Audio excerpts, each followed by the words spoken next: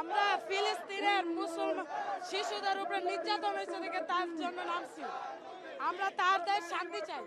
আমরা আন্দোলনে এসেছি ফিলিস্তিনের জন্যই। আমরা ফিলিস্তিনের ছোট মাসুম বাচ্চারা গুলি করে হত্যা করা হইতাছে, তার জন্য আমরা আন্দোলনে এসেছি। প্রতিনিয়ত আমরা জেনোসাইডকে বরাবরই বলেছি, জেনোসাইড ইজ আ ক্রাইম। বাংলাদেশে যখন জেনোসাইড হয়েছে আমরা ক্রাইম বলেছি, তাহলে বিশ্বের বুকে একটি জাতিকে ধ্বংস করে দেওয়া হচ্ছে এবং পুরো বিশ্ব চোখ তাকিয়ে আছে। আমরা একটি স্বাধীন রাষ্ট্র হিসেবে আমরা 47 থেকে 71 পর্যন্ত বিভিন্ন সময় আন্দোলন করেছি। এখন যদি আমাদেরকে এটা কৈফিয়ত দিতে হয় যে আমরা কেন যুদ্ধ করেছি, তাহলে তো জাস্টিফাইড না। তো একটি কান্ট্রি হিসেবে ওই কান্ট্রিকে ডিস্ট্রয় করে দেওয়া হলে বাঙালি প্রতিবাদ করবে, কারণ যখন একটি জাতিকে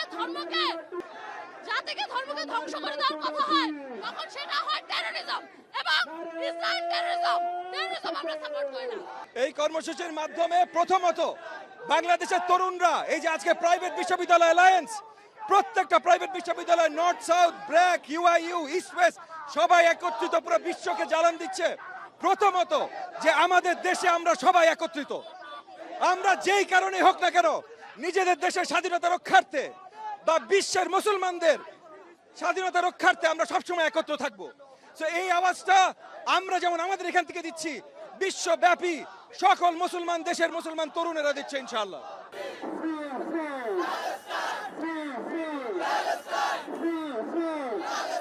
গাজার প্রতি অত্যাচার চলছে, সেটা আসলে মেনে নেওয়ার মতো না। তো আমরা সবসময় আমাদের সাথে আসি, গাজার পাশে আছি। তো আমাদের কর্মসূচিটা চলবে ইনশাল্লাহ। আমাদের এই কর্মসূচির মাধ্যমে আমরা বিশ্বকে, আরব বিশ্বের যে মুসলিম মোড়লরা আছে তাদের বলতে চাচ্ছি যে প্যালেস্টাইন আমাদেরই ভাই। তো ওনাদের এই চুপ থাকাটা মানায় না, ওনাদের আমাদের মতন উঠে পড়তে হবে। যেমন আমেরিকা ইসরায়েলকে সাপোর্ট করে কিভাবে, অস্ত্রের মাধ্যমে। তো মুসলমানরা এত বড় উম্মা হয়ে, এত বড় জাতি হয়ে কেন ওনারা কিছু করতেছে না?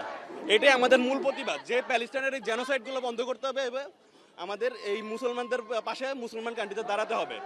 এটাই আমাদের শেষ দাবি। আজকে আমরা সবাই এখানে একত্রিত হওয়ার একমাত্র কারণ হচ্ছে প্যালেস্টাইনের জন্য, প্যালেস্টাইনের স্বাধীনতার জন্য। From the river to the sea, Palestine will be free. আর ইসরায়েলের যে বর্বরতা আছে, যে অকুপেশন ওরা করতেছে আমাদের নিরীহ মুসলিমদের উপরে, যে অত্যাচার করতেছে, এটার জন্য ওদেরকে আল্লাহর কাছে জবাবদিহিতা করতেই হবে।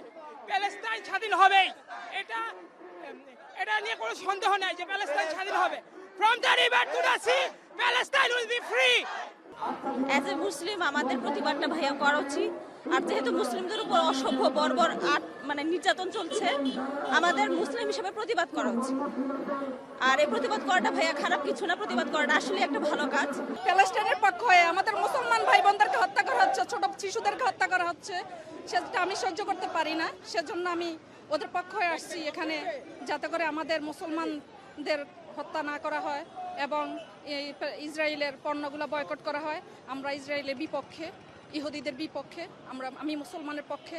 তারা আগে ছিল না, এখন থাকবে না, ভবিষ্যতেও থাকবে না। আমরা ইসরায়েলের মানচিত্র মুছে দিতে চাই। আমাদের আসার এখানে মূল উদ্দেশ্য হচ্ছে ইসরায়েলকে বয়কট করা।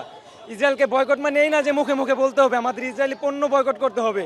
আমরা ফিলিস্তিনের জন্য মরতে রাজি, আল আকসার জন্য আমরা মরতে রাজি। বাংলাদেশ সরকার যদি আমাদের জন্য ভিসা ফ্রি করে দেয়, বাংলাদেশ সরকার যদি আমাদের জন্য যাওয়ার কোনো ব্যবস্থা করে দেয়, ইনশাআল্লাহ আমরা অচিরেই যাব। সবাই ঐক্যবদ্ধভাবে আমরা চাই ফিলিস্তিনে গিয়ে যুদ্ধ করার জন্য, ইসরায়েলের ঘাঁটি ধ্বংস করার জন্য।